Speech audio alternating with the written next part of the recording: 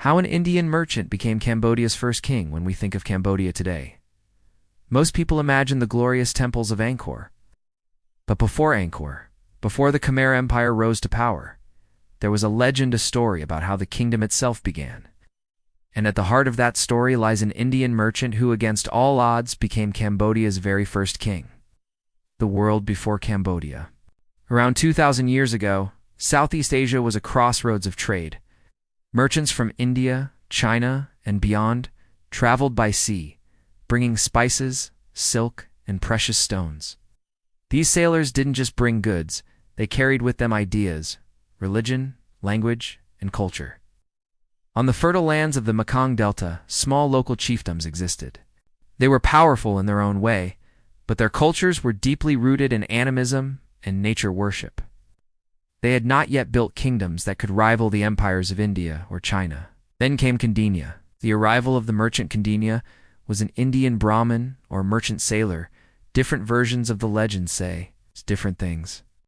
He set out from India, sailing across the Bay of Bengal through the Strait of Malacca, till his ship was caught in a storm and thrown onto the coast of what is now southern Cambodia.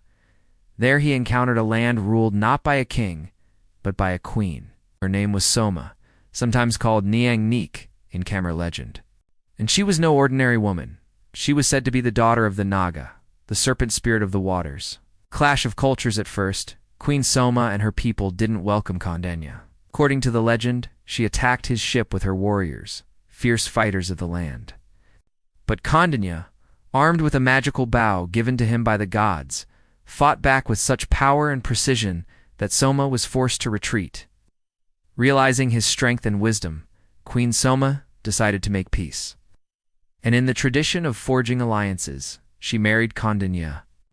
This marriage symbolized not only the union of two people, but the merging of two civilizations. The local traditions of the Naga people, rooted in the land and water, the Indian influences of Hinduism, Sanskrit, and advanced political systems. The birth of a kingdom from this marriage, the first Cambodian kingdom was born, known as Funan. Around the 1st century CE, Kandinya became its first king, and Soma its queen. Together, they laid the foundation of a dynasty that blended Indian culture with local traditions, something that still defines Cambodian culture today. In fact, Khmer marriage rituals to this day recall this legend.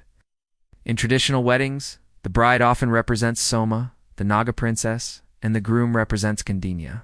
Symbolically, every Cambodian marriage reenacts the union of heaven and earth, foreign and native, man and spirit.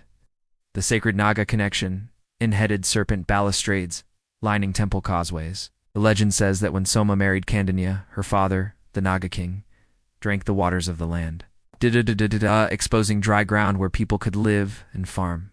This myth symbolized how the Khmer people came to possess their fertile land with divine blessing.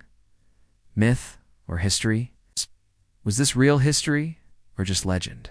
Scholars believe there's truth hidden inside the myth. Archaeology shows strong Indian influence in Funan, including Sanskrit inscriptions, Hindu gods like Vishnu and Shiva, and Indian-style administration. But the Naga princess part? That reflects how the locals saw their rulers, not just as humans, but as beings connected to the divine. Kandinya's marriage wasn't just political, it was spiritual. It gave his kingship legitimacy in the eyes of the people. Legacy that lives on. From that single union of a shipwrecked merchant and a serpent princess came the beginnings of Cambodian civilization. Funan gave way to Chenla, which gave way to the Khmer Empire, and eventually to the Angkor civilization that built the wonders of the world. And at the root of it all was the idea that Cambodia was born from a marriage between foreign wisdom and local spirit, between the merchant and the serpent, between India and the Mekong.